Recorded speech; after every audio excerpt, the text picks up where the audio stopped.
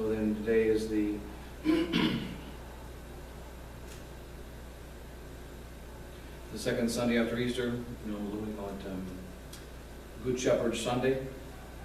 And those are going to be back again in Sparta. And also just finishing a little trip. Father Hugo and myself went down to South America this last week, visiting Father Raphael and the monastery, a few monks and the nuns down there in Colombia, and then come over to Ecuador, visiting a few of his faithful there in Ecuador, and then back up through Quito yesterday, and then came in from Quito last night. Father Hugo's over in Chicago and now down in Kentucky saying Mass in a few minutes.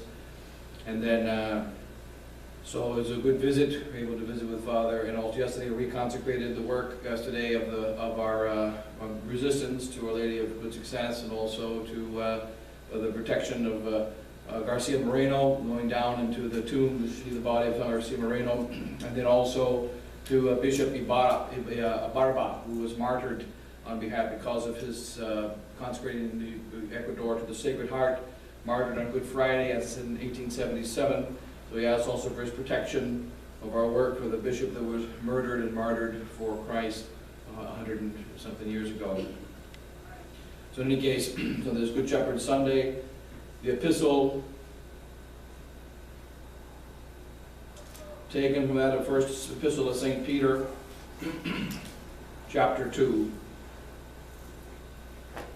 Dearly beloved, Christ suffered for us, leaving you an example that you should follow his steps, who did no sin, neither was guile found in his mouth, who when he was reviled did not revile, when he suffered he threatened not, but delivered himself to him that judged him unjustly, who his own self bore our sins in his body upon the tree, that we, being dead to sin, should live under justice, by whose stripes you were healed. For you were as sheep going astray, but you are now converted to the shepherd and bishop of your souls. And then the gospel is taken from that according to St. John, chapter 10. At that time Jesus said to the disciples, to the Pharisees, I am the good shepherd. Good shepherd giveth his life for his sheep. But the hireling, he that is not the shepherd, whose own the sheep are not, seeth the wolf coming, and leaveth the sheep, and flieth. And the wolf catcheth and scattereth the sheep, and the hireling flieth because he is a hireling, and he hath no care for the sheep. I am the good shepherd, and I know mine, and mine know me. As the Father knoweth me, and I know the Father, I lay down my life for my sheep. And other sheep I have that are not of this fold, them also I must bring, and they shall hear my voice, and there shall be one fold and one shepherd. Thus far the words of today's Holy Gospel.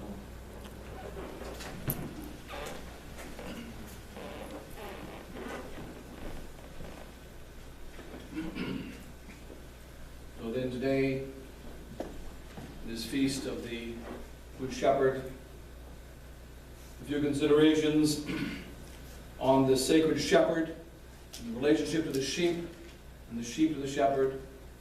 And the great example that we have on this day, April the 30th, this is the feast of one of the most wonderful souls that God created in the last 2,000 years, who was a Dominican tertiary. She was the 25th child in her family, 25th out of 25 children, born in Siena, in Italy, Catherine of Siena. And she was, when she was 7 years old, her mother died, and then she began to become a great saint, already having visions of our Lord. She died when she was 33 years old, born in 1347, died in 1380, at the age of 33 and 1 month. And in that time, she saved the church. In that time, she changed the history of the world. And today is a good example for us in our present crisis. And let's first consider the other side, the wisdom of the world, and the wisdom of our new society, St. Pius X, the wisdom of the Rome in the last 50 years, particularly just in the 60s and 70s, when this whole modernist movement became public amongst men, the wisdom of Bishop Follet, and now also of Bishop Williamson. And what are they saying? One thing they all tell us we do, what should we do in this great time of crisis? The church is in a great crisis. The church is in a great turmoil. And what are we supposed to do? Pray to Our Lady of Fatima. Say your Holy Rosary. Do your duty of state. Be supernatural and spiritual. And all these things are good things. And don't worry about that which is above you. Don't be proud. Don't be concerned about great affairs of state, like the Imitation of Christ tells us.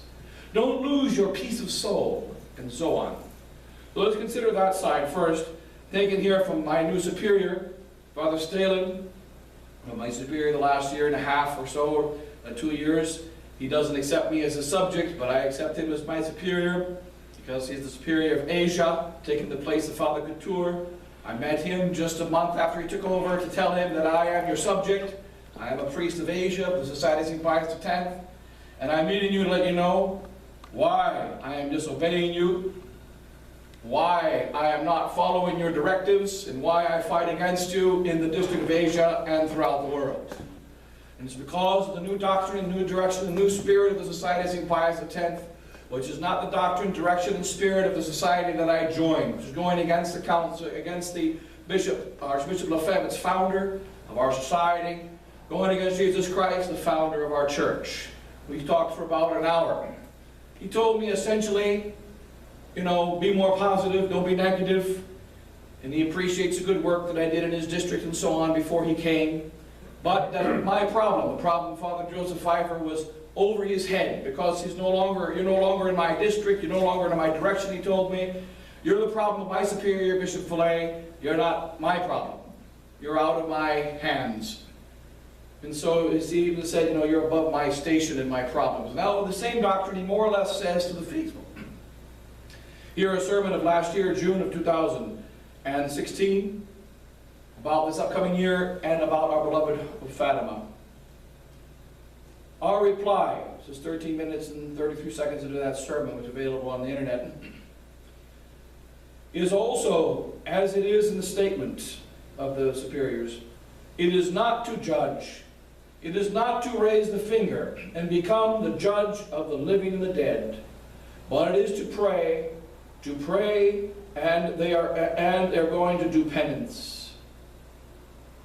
In this time, in this true new situation, the first what we need is charity of mind, not to melt into this internet discussion all the time, not to fill our head with this says that, and the others say that, and this says that again, and this one says that, and we get crazy with that after sometimes. We don't find ourselves, because of the contradiction is making our mind like a drunkard, So let it go. But what we have to do is to pray and to do penance. So my dear faithful, a little later on, we ask you very much at this point now to concentrate, not to concentrate all the time what this and the others say in the church. I repeat myself, not to concentrate to have all these eternal gossips of the internet and all that in your mind. You just waste your time. The times and the things will get better because you know it. Will not get better because you know it. So you see, my dear faithful, the solution for our times is not crying and shouting and criticizing all the time and resisting to everybody and to everything what comes from anywhere. Because this leads to nowhere. Only that leads to the confusion of your mind and the loss of your peace of soul. And so speaks the wisdom. Don't worry, don't lose your peace of soul. Pray your rosaries, be spiritual. Don't worry about the so-called gossip upon the internet. Now let's consider another way. There was a girl born in 1347. She was the 25th child in her family. Had her mother only had 24, the hope would not be in Rome today. Had the mother only had 24 children, our church would not have been saved from a great crisis 700, 600 years ago. She changed the whole history of the world. A girl that was the 25th in a long line of children, and when she was 7 years old, her mother died. And shortly after her mother died, Other men came to her father and said, "You have 25 children." The mother died at the age of 40 when she was born, the 25th child. And so you have all these children. You need another mother. You must marry again to have a mother take care of your children. He thought it was reasonable, since he had 25 children, most of them still at home.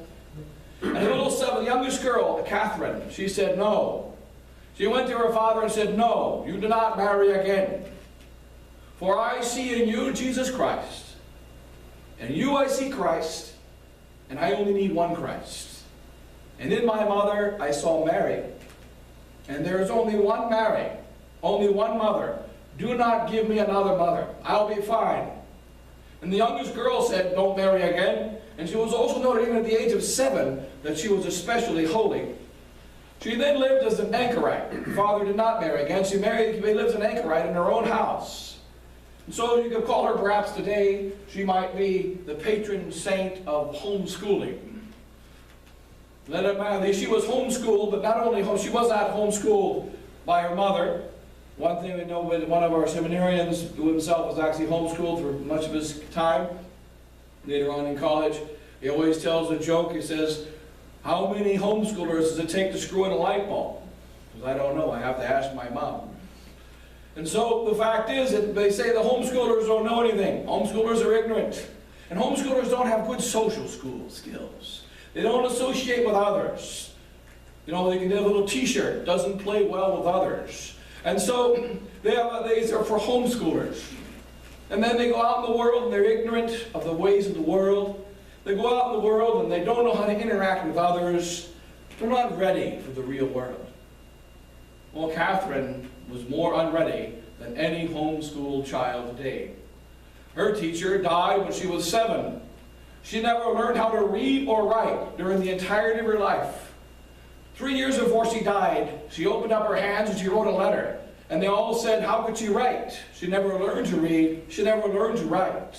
And yet she miraculously wrote just a couple years before she died. But she never went to school. Not only did she not go to school, she didn't just interact with others. She had 24 brothers and sisters.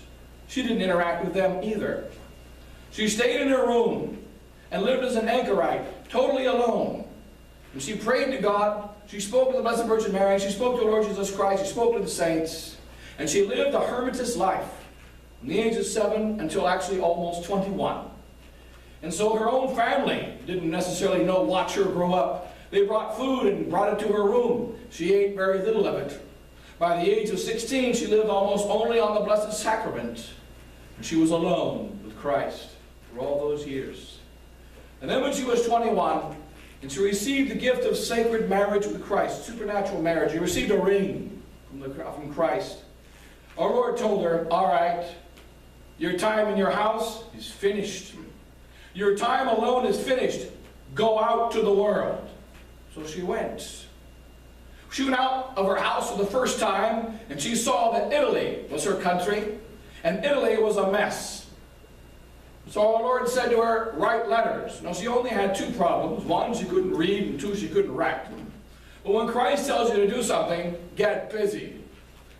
Moses tried to make excuses. It didn't work for him. And she knew about Moses, so she didn't waste time making stupid Moses excuses. "You want me to write? I write. No problem." So she figured there was probably 1 or 2 people in Italy that know how to write. She dictated letters, and they wrote them down. Send this one to the king. Send this one to the general. Send this one to the mayor of the town. Oh, by the way, send this one to the Pope. She sent letters to the Pope. She sent letters to the king. She sent letters to generals. She sent letters to leaders of armies, because she only saw one thing. There was only one ruler of the world, and that was the same one that ruled her heart. The one that ruled in her bedroom as she prayed from the age of 7 and 21. He was the same one that ruled the stars, the same one that ruled the kingdoms, the same one that ruled the armies, the same one that ruled the cities, the same one that ruled the church. And she came out and saw the Pope is not doing the work of God. The bishops are not doing the work of God. The priests are not doing the work of God. The king is not doing the work of God. The mayors are not doing the work of God. And the people are not doing the work of God. So what are you going to do?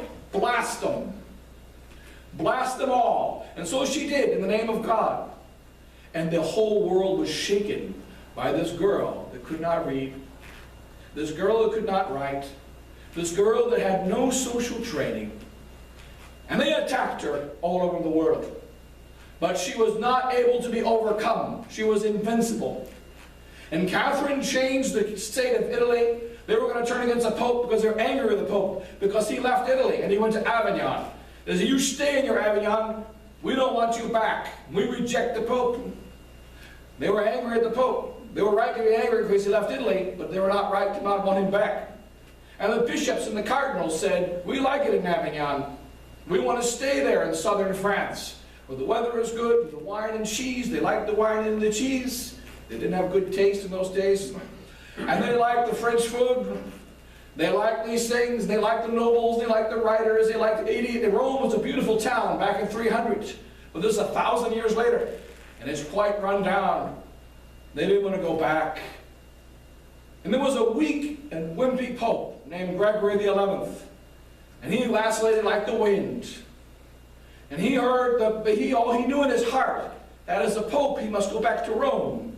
Well, he didn't go. And all the cardinals and bishops told him not to. And a little girl who didn't know how to read, a girl that didn't know how to write, a girl that was staying in her room, and didn't even have a good homeschooling program. She didn't do the Lady Victory program. She didn't have a good homeschooling program. She went out and she wrote to the Pope and said, "You Holy Father, you must take the church and its see back to Rome, or the devil will take you to hell." Sounds judgmental from a girl who never studied theology. Sounds judgmental from a girl that was never ordained a priest, as they want to be nowadays. She never went to modern karate chopping schools like the girls do nowadays.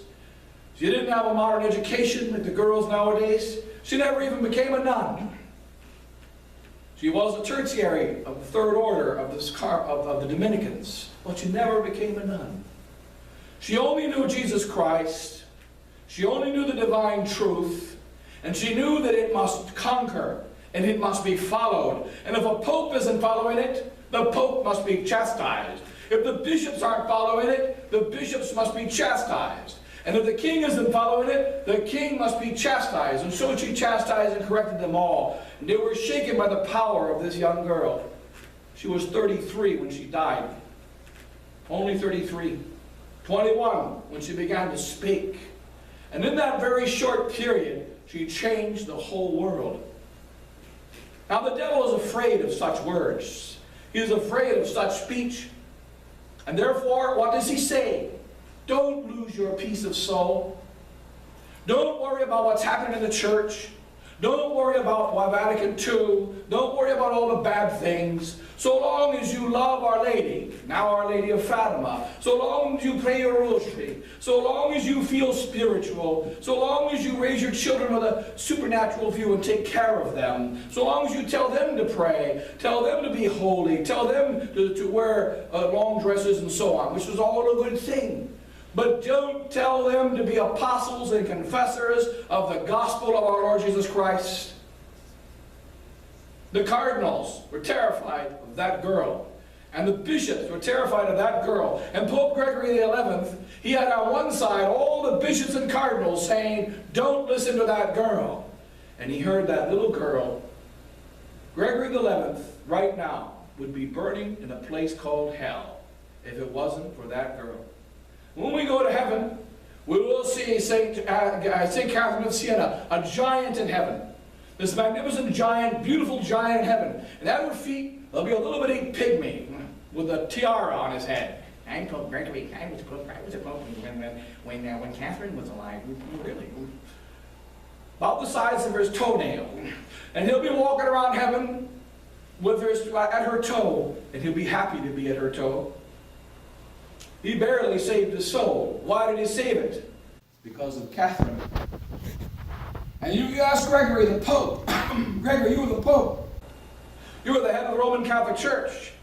How dare you, the little girl who studied no theology, how dare you, little girl who didn't know any doctrine, never went to catechism class, how dare you let her correct you? But ask Gregory and he will tell you, if it wasn't for that little girl, I would be in hell. I love that little girl, and for all eternity, I will stay at her toes. For all eternity, I will stay next to her, because she was my ticket to heaven. And Catherine is a giant saint in heaven. Gregory is a little bitty, maybe that big, probably a little smaller, but he's in heaven. And he's in heaven because of her.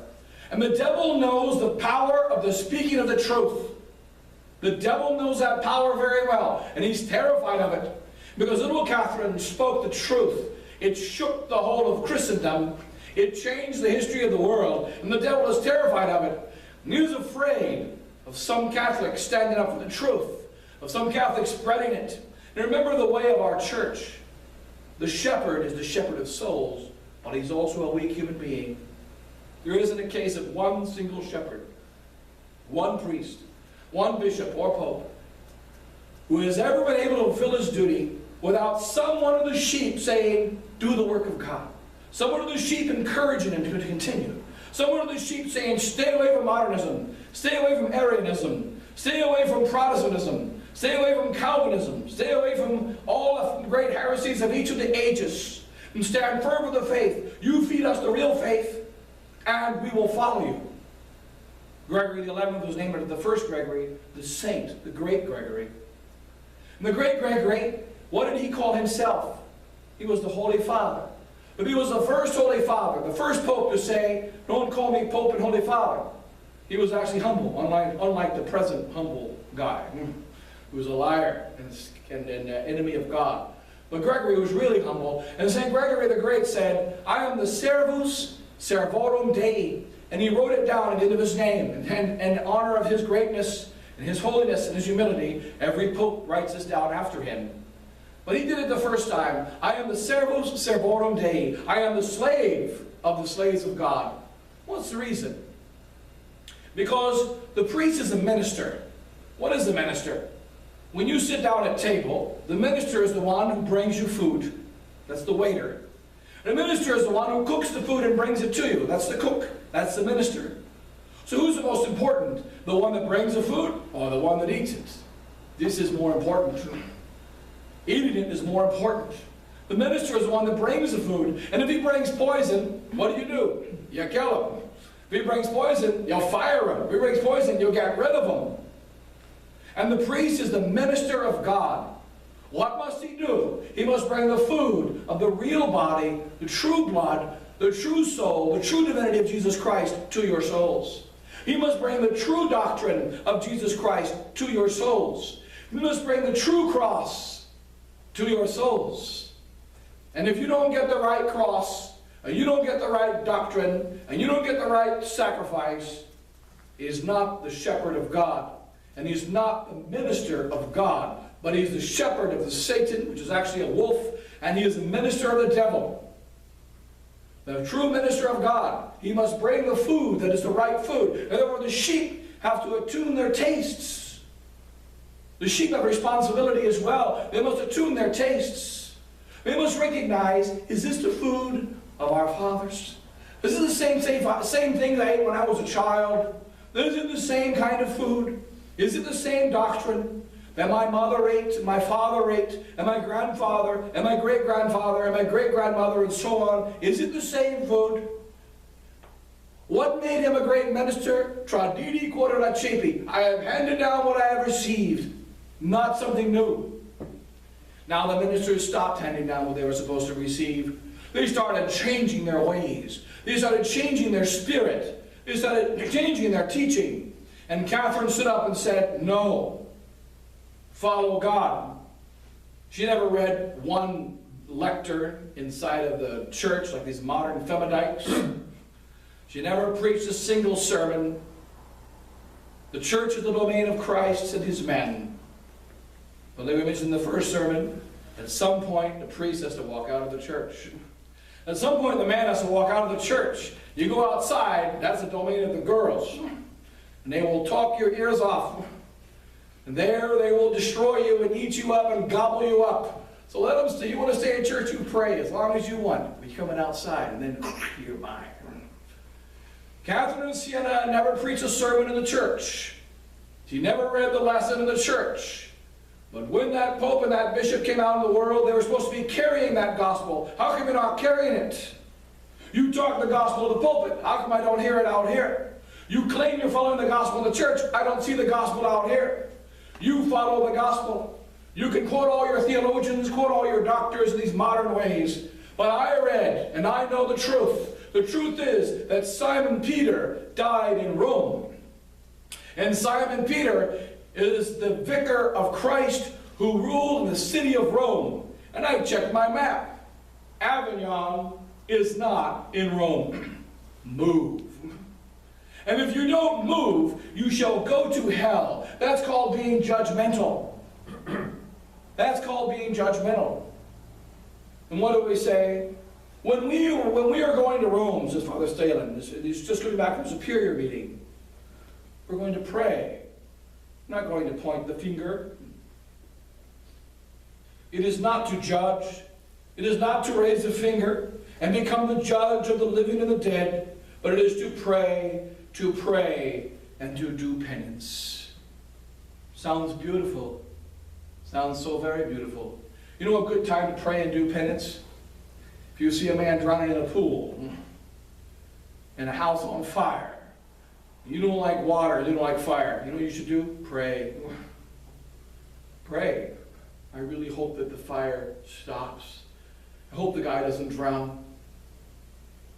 Is that what you must do? Our Lord Jesus Christ said, what is the good shepherd? The good shepherd lays down his life for the sheep. He didn't say the good shepherd was a good preacher. The good shepherd was a good teacher. Or Bishop Williamson says all the time, a good thinker. We see thinking souls. It's wonderful. There are many thinking souls. You know the blessed place of contemplation in the house? The contemplation room? It's called the bathroom. That's where you contemplate. Many great thoughts are kept there. And they go into the sewer, and there they remain. Just try it again. And there they remain, right? That's what happens in this contemplation. But the fact is, the place of contemplation is supposed to be the church. The place of contemplation should be the bedroom, and the fruit of the bedroom, what happens when you go to sleep at night? You get strength to work during the day. What happens when you pray in the church? You get strength to carry that doctrine into the world. The church is not a place for thinkers. It's a place for followers of the gospel. It's a place where the truth is put into practice and the truth is brought to souls. That's what the faith is. That's what the church is. That's what it is. And so in any case, in this great battle, we have to see the example of St. Catherine of Siena, this example of David, who stood up at the age of 12 and all the other soldiers would not, the example of Daniel, the example of the saints of the Old and New Testament, so many of them. Jeremiah, as a young boy, became a prophet. And so it is all throughout the Old and New Testament. Judith, coming out of her widowhood, she found that they had made a wicked prayer, and she chastised the leaders. She, a widow, a young widow, around 30 years old, she chastised the leaders of the city. And so it is necessary for us to speak the truth, to communicate the truth, and it's an obligation for us. Why is that? Because I am a member of the Holy Roman Catholic Church, and I need the Pope in order for me to go to heaven. So if the Pope turns against God, it hurts me. I need the church in order to go to heaven. If the church turns against God, it hurts me. And I need to therefore do my part, and so far as I can, to help those churchmen that have turned away from God to come back to God, in order that we might make it to the kingdom of heaven. That's what we have to do in this great fight. And St. Catherine of Siena is one of the many, many examples, but she's one of the most powerful ones, because a girl that never read and write, a girl that didn't go to any school, except for the school of our Lord Jesus Christ and His Holy Mother, but a girl that knew and loved the faith.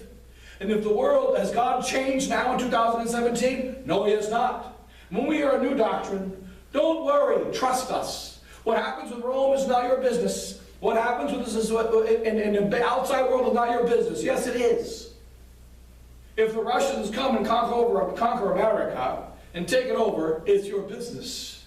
If the church is taken over by Satan, it's your business. It is exactly your business. And what would be the claims we mentioned recently of modern men about the Blessed Virgin Mary? She's guilty of child abuse. She should not expose children to what she exposed them to. She took a 7-year-old girl and a 10-year-old girl and a little boy, 8 or 9, and she showed them hell. And then she told the 10-year-old girl and the 7-year-old girl that Rome will lose the faith. And Melanie was about 13 or so, or 12, when she heard the words of Mary back in the 1800s. And so it is. She told Melanie about the faith. She told Lucia about the faith. Because Lucia, it mattered to Lucia. Lucia, you want to go to heaven? You need to be aware of the fact there's coming a great crisis in the Catholic Church that's going to affect you and affect all of men. And that Rome will lose the faith, and that Rome must come back to the faith, and you must obey my requests, the requests of the Blessed Virgin Mary, and consecrate rush to the Magna Heart of Mary. And this it must be done. And if it's not done, shall come a great punishment upon the whole world that shall affect every soul.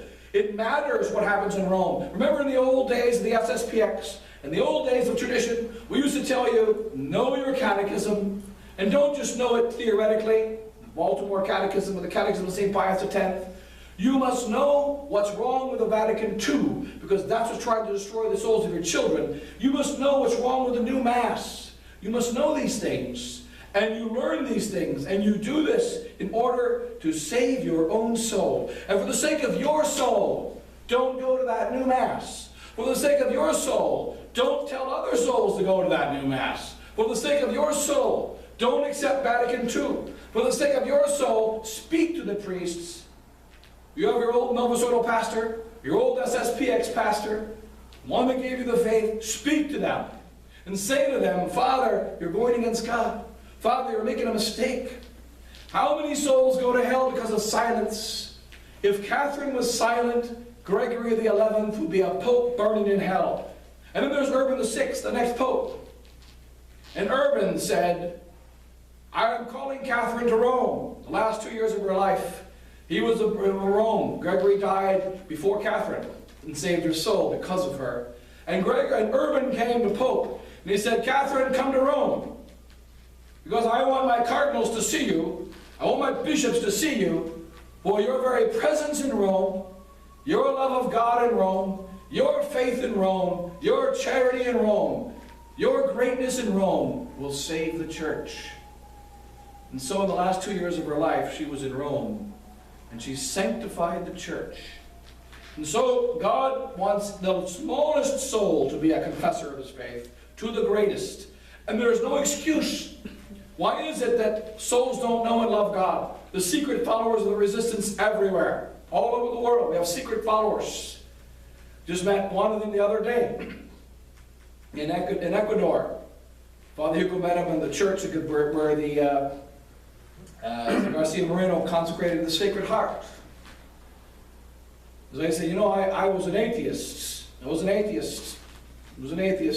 But because I heard the sermons of Father Pfeiffer, Father Hugo, I became a Catholic, and now I'm trying to do something. And so he's in the beginning of his journey. And he would no longer go to the Society of St. Peter Masses and so on. And our Lord said, we will call souls from all over the world. And we see little signs of souls responding to grace in each place. And then what is going to happen? So long as we stand for the truth, so long as we express the truth clearly so that anyone can understand it, for the sake of the salvation of souls, then God will bless souls hither and thither throughout the world. He will do that, even in our wicked times. And we believe that we can't do it. We believe that we don't have the responsibility to do it because we're too weak and too sinful and too backwards and so on. But Gregory the 11th was weak. But he's the one who brought the church back to Rome. And God wanted him to do it. And so he did it, even though he was weak. And their weakness is not an excuse. Having a bad background is not an excuse. We have an obligation, each one of us, to profess the faith and to try to spread it. This is what we have to do. And because their souls are not doing it, or doing it less and less, there is a diminishing of the faith throughout the world. This will not continue forever. Our Lady is going to have her great victory. But in the meantime, we must hold the faith. We must profess the faith, the power of the sacred truth against the lies. Hence St. Catherine stood up against all the church, stood up against all the world. She was not afraid because she was a great saint. And she stood up. And because she stood up, the church was changed. And the fact is, this must be done until the end of time. There will be enemies of the church from the time of Christ until the end of the world. There will never be a time in which there is peace. There will never be a time in which there's not going to be a conflict. This conflict is finished. There'll be another one immediately afterwards. There was one before us. Then nothing is really new under the sun. Every saint has to deal with conflict. Everyone is required to become saints. And one of the great lies of our age, we don't believe we're supposed to become saints. We think we're supposed to become something in between, just average. But the fact is, our Lord wants every one of us to become saints. We are all supposed to become saints. And He gives us all the grace to become saints. And we reject it, each one of us.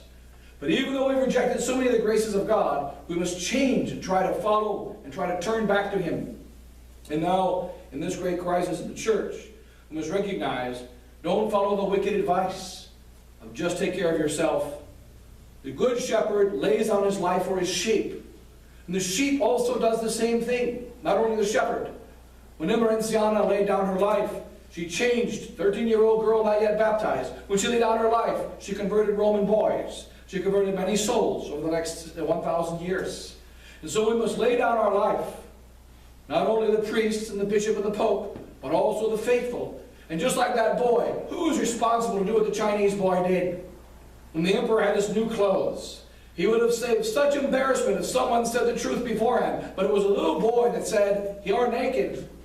You don't have on new clothes. You have on no clothes." And then it was obvious to all. Why didn't someone say that before? The truth was always there. And great embarrassment could have been stopped. And great stupidity could have been stopped if only the truth was spoken before. And even the Chinese recognized that in their proverb. The power of the truth to be spoken, not just by kings and magistrates, by popes and bishops, but by each of us. And one of the great errors of our time, well, since the Pope only can consecrate Russia to the Immaculate Heart of Mary, we just have to wait. There's nothing we can do. And since the Blessed Virgin Mary is going to have her great victory, we just have to wait. There's nothing we can do. But in fact, we must be busy. We must be fighting for the kingdom of Christ. We must be trying to spread it. We must recognize that faith matters to my soul, not just to other people, and not just to the men in charge. It matters. So we pray for the Pope, who is the true Pope, even though he's an enemy of God, Pope Francis. We pray for the bishops of our Holy Church, that unfortunately are also bishops of a wicked modernist church, that they convert and return to God, and they will in due time. And when it happens, a great victory is going to come. But in the meantime, we have to speak out and live according to the gospel. I follow the example of St. Catherine of Siena and of so many other saints. Today is her day, and so many others that did the same thing. And not a new example of this false teaching, just take care of yourself, just be spiritual yourself, and don't worry about others. We worry about all souls because our church is apostolic. And not only should the priest worry about souls, because that's his responsibility, it must be the faithful that worry about souls as well. If Catherine only cared for herself and little mystical visions, she would not have become a saint. But because she went out to the world and carried those visions to the world, then she was an instrument to save the church. So in any case, I'm going to close with that. God bless you all. In the name of the Father, and the Son, and the Holy Ghost.